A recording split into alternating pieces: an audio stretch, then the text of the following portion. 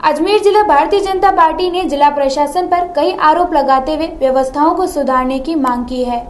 अजमेर शहर भाजपा अध्यक्ष डॉक्टर प्रियशील हाड़ा ने आज प्रेस वार्ता कर आरोप लगाया कि चिकित्सा विभाग आंकड़ों को सही तरीके से सामने नहीं रख रहा, जिसके कारण लोगों में भ्रम की स्थिति है। ऐसे में चिकित्सा विभाग सैंपल की कार्रवाई लेने और उनका तमाम आग्रह साझा करें, जिससे कि लोगों को जानकारी मिल सके। वहीं उन्होंने आरोप लगाया कि चिकित्सा मंत्री अपने क्षेत्र में एक बार भी नहीं पहुंचे और इसी का नतीजा है कि चिकित्सा विभाग और प्रशासन में कोऑर्डिनेशन की कमी है। इस महामारी को देखते हुए प्रशासन और सरकार को संयुक्त रूप से काम करने की आवश्यकता है। इस मौके पर उन्होंने आरोप लगाया कि अन्य राज्यों व जिलों से आने वाले मजदूरों की भी जाँच सही नहीं की जा रही, जिससे बड़ी लापरवाही हो सकती है और इसका नुकसान उठाना पड़ेगा। बीजेपी ने आरोप लगाया कि सरकार ने कृषि मंडी पर टैक्स लगाया है, जो गलत है, जिसे वापस लेना चाहिए। इसके साथ ही चिकित्सा विभाग और प्रशासन के बीच बढ़ रहे तकरार को कम करने के लिए संबंधित अधिकारियों पर कार्रवाई करने की आवश्यकता है। आज प्रेस वार्ता में इसलिए बुलानी पड़ी कि अजमेर का जिला प्रशासन कोरोना महामारी को लेकर के बिल्कुल भी गंभीर नहीं है और इस बीमारी के प्रति बिल्कुल भी गंभीरता नहीं बरतते हुए आम जन पे और अस्पताल जवाहरलाल नेहरू अस्पताल से कोई कोऑर्डिनेशन नहीं है। प्रशासन अपनी मनमर्जी कर रहा है। जैसे मैं कुछ पॉइंट आपको गिनाना चाहता हूँ। जैसे पहला मरीज़ अपने अप्रैल में माह में आया था, अपने लॉकडाउन के 2 दिन बाद में। अगर उसके दरमियान 15-20 दिन के बाद में एक मरीज़ दोबारा अपने को मिला और फिर एकदम ब्लास्ट हो गया अजमेर शहर में। अगर प्रशासन गंभीर होता और चिकित्सा महकमा भी इस प्रति जागरूकता बरतता तो ये गंभीरता रखते हुए ये जितना भी अपने जो अब एकदम ब्लास्ट हुआ अजमेर को रेड जोन में आ गया, ये चीज़ अपने को अजमेर शहर को देखने को नहीं मिलती।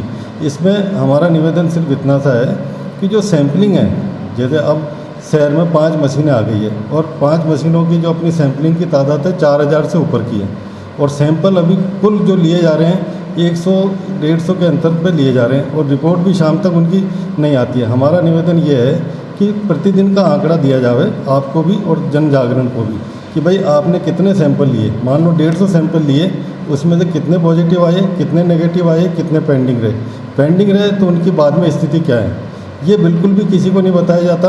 कोई भी जिम्मेदार व्यक्ति शहर में नहीं है कि भाई जैसे CMHO प्रशासन या जवाहरलाल नेहरू चिकित्सालय का कोई भी व्यक्ति इस पर जवाबदेही अपनी निश्चित नहीं कर रहा है। तो ये अगर हमारा कहना यह है, एक तेज़ी से जैसे कोरोना वायरस, जैसा आप सभी को पता है कोरोना वायरस बहुत भयंकर वायरस है।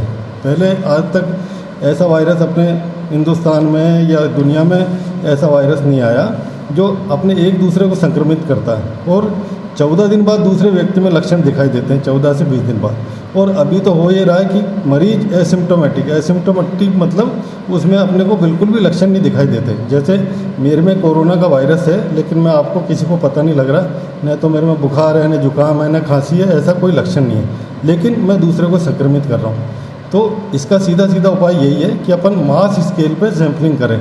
और अब जब अजमेर में सुविधा है, 4000 की सुविधा है, अपन उसको 1/4 हिस्सा घटा दें, 500 सैंपल भी रोज़ के अगर टेस्ट करें तो अपन बड़ी तेज़ी से इस पर काबू पा सकते हैं। जैसा भी हो रहा है, रोज़ 1-2 पॉजिटिव आ रहे हैं, टेस्ट तो वही है, जोन भी वही है, रोज़ 1-2 पॉजिटिव क्यों आ रहे हैं। आप धमाधम सैंपल लो, 500 की तादाद में सैंपल लो डेली के, तो एक बार में जिनको आना है आ जाए। तो जो रेड जोन का जो नियम है कि 15 दिन बाद रेड जोन, अगर कोई केस 15 से 21 दिन तक नहीं आया तो रेड से ऑरेंज में आएगा। लेकिन अब रेड से ऑरेंज में अजमेर कैसे आएगा, क्योंकि 15 दिन यहाँ तो डेली एक केस आता जा रहा है, एक दो केस आ रहे हैं। तो इस तरह तो अपना रेड जोन ही रहेगा। तो हमारा निवेदन प्रशासन से इतना है कि इसको सैम्पलिंग के प्रति गंभीरता बरतें और लार्ज स्केल पर सैंपल लें, जिससे कि ये जो अपना रेड जोन का जो इलाका हो रहा है इसके प्रति रेड जोन से ग्रीन, ऑरेंज और ऑरेंज से फिर ग्रीन की तरफ आए। चिकित्सा मंत्री का गृह जिला होने से, जैसे मैं आपको बताऊं, क्योंकि जब कोई VIP होता है तो प्रशासन भी उस तरफ सावधानी ज़्यादा बरतते हुए बचने की कोशिश करता है। तो प्रशासन बच रहा है लेकिन गंभीरता नहीं दिखा रहा, क्यों उनको आंकड़े उपलब्ध करा रहा है और इसके प्रति गंभीरता नहीं दिखा रहा है। तो उसका परिणाम ये होगा कि एकदम ब्लास्ट होगा, ब्लंडर मिस्टेक कर रहे हैं ये। और मैं सोच रहा हूँ उनका गृह जिला है इसलिए वो भी इस ओर ध्यान नहीं दे रहे। नहीं तो मेरे ख्याल से अब तक अजमेर में एक बार भी वो आए नहीं। अजमेर शहर में तो मैंने नहीं सुना कि वो एक बार भी ये जब पॉजिटिव केस आने लगे इसके बाद कभी आए हों। उनके पुत्र जरूर एक बार शहर में आए हैं, लेकिन उनको भी आना चाहिए और एक गंभीरतापूर्वक एक मीटिंग प्रशासन और जिला अस्पताल के साथ में कोऑर्डिनेशन बिठाने को लेनी चाहिए, क्योंकि इन दोनों के मध्य कोई कोऑर्डिनेशन नहीं है। दूसरा जो हमारा मुख्य बिंदु आज का है, प्रशासन ने अजमेर शहर से बाहर जाने के लिए ऑनलाइन रजिस्ट्रेशन की सुविधा करी है। राज्य सरकार ने भी दी, प्रशासन ने भी दी, लेकिन आपको सबको ज्ञात है कि ऑनलाइन रजिस्ट्रेशन जितने भी लोग करा रहे हैं, लेकिन जो पहचान का है, अगर किसी मिलने वाले का है तो उसको पास आउट कर दिया जा रहा है, अगर मिलने वाला नहीं है तो ऑनलाइन रजिस्ट्रेशन पर उसका ई पास को वैलिड नहीं करा जा रहा है। साथ ही साथ जैसे श्रमिकों को पलायन कर रहे हैं, अपने अजमेर में कितने श्रमिक है, कितने प्रवासी है, कितनों को जाना है, अपने पास अजमेर प्रशासन पास इसकी कोई सूचना नहीं है, कोई लिस्टिंग नहीं है, न कोई सार्वजनिक की जा रही है कि अपने अजमेर में कितने प्रवासी कोलकाता जाने हैं, कितने बिहार जाने हैं, कितने दिल्ली जाने हैं। अभी थोड़े दिन पहले एकदम प्रशासन को पता लगा कि 2500 के लगभग जायरीन यहाँ फंसे हुए हैं जो कि कोलकाता के थे। मतलब इतना 1-1.5 महीने बाद प्रशासन इस ओर जागरूक होता है, और अगर ये प्रशासन पहले से जागरूकता दिखाता तो जितने होटलों में फंसे हुए थे इनको एक तरफ ले जा करके कहीं भी अच्छी सुविधा देके एक जगह रखता और उनकी स्क्रीनिंग करता। अभी जैसे इन्होंने कोलकाता उनको भेजने में जल्दबाजी दिखाई, जबकि होना ये चाहिए था कि पहले लिस्टिंग बनती, ढंग से कोऑर्डिनेशन होता। कोलकाता जो जायरीन गए हैं इनकी अच्छे से स्क्रीनिंग होती। स्क्रीनिंग का मतलब खाली इन्होंने थर्मल स्कैन से लेकर उनका टेम्परेचर किया, चेकिंग नहीं की है, ब्लड की जांच नहीं की है। अगर इसमें से कोई पॉजिटिव हुआ, उस दिन उसने मान लो क्रोसिन गोली खा ली, उसका टेम्परेचर तो आया नहीं, और वहाँ जाकर के कोलकाता में उसको पॉजिटिव केस आ गया, इसकी जवाबदेही किसके प्रति होगी? इसके प्रति प्रशासन गंभीर नहीं है। दूसरा विषय, अगर कोलकाता की ट्रेन यहाँ से गई है, कोलकाता से वापस वो खाली लौटेगी, तो अगर प्रशासन कोरिलेट करता कोलकाता से या अन्य किसी राज्य से कि जो हमारे राजस्थान के प्रवासी है या अजमेर आने वाले हैं वो उस ट्रेन से आ जाते, अगर व्यवस्था करके अच्छी तरह व्यवस्था करते और आपस में कोरिलेट करते, तो जो यहाँ से ट्रेन खाली गई, जो भरी हुई गई है, वो वापस खाली नहीं आती। साथ ही साथ जैसे हमारे मुख्यमंत्री जी ने कल निर्देश दे रहे हैं कि सीमाएं लॉक कर देंगे। सीमाएं लॉक करने से क्या होगा? सीमाएं लॉक करने से प्रवासी तो जो भी आ रहे हैं छुप के आ रहे हैं, श्रमिक तो छुप के आ जाते हैं, पहले भी आ रहे थे, गलियों से आ रहे थे, ट्रक में छुप के आ रहे थे, सीमाएं लॉक तो पहले भी थी। अच्छा ये रहेगा कि सीमाएं लॉक करने की जगह जो आ रहा है उसको क्वारंटीन करें, अच्छे से चेकअप करें और उसको अच्छे से जहाँ पे उसको जाना है वहाँ पे भेजने की व्यवस्था करें। साथ ही साथ अजमेर में जितने भी लोग फंसे हुए हैं, जैसे कई परिवार फंसे हुए हैं जिनके पास पैसे की सुविधा नहीं है, प्राइवेट गाड़ियों से नहीं जा सकते।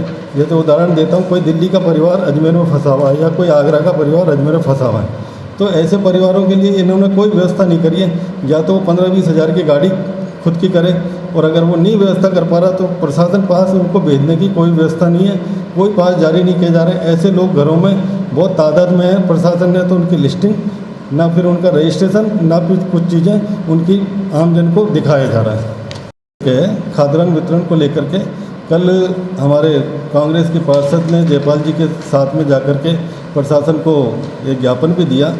हम निवेदन इसमें इतना करना चाहेंगे, प्रशासन ने अच्छे से खाद्यान्न बटाया हमारे दोनों विधायकों के मार्फत, और हर डोर टू डोर खाद्यान्न गया है।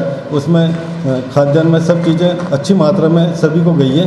राज्य सरकार, केंद्र सरकार द्वारा भी बार बार अनाज का वितरण और खाद्यान्न का वितरण हुआ है। फिर भी नगर निगम द्वारा 100 कट्टे हर वार्ड में आटे के दिए जा रहे हैं। ये अच्छी बात है, अच्छी पहल है, लेकिन ये सबको मिले ऐसा सुनिश्चित करते हुए प्रशासन को एक जिम्मेदारी निभानी चाहिए। साथ ही साथ एक मध्यम वर्गीय परिवार, जैसे ये तो निम्न वर्गीय परिवार है जो खाद्यान्न से वंचित नहीं है, जिनके पास राशन नहीं है, तो जिनके पास राशन नहीं है वो प्लस जो मध्यम वर्गीय परिवार हैं जिनके पास अब खाद्य सामग्री बिल्कुल ख़त्म हो गई है, उनकी भी एक व्यवस्था करनी चाहिए कि उनको खाद्य सामग्री सुनिश्चित तौर पर मिले। एक जैसा आज हमें ज्ञात हुआ कि 2% श्रमिक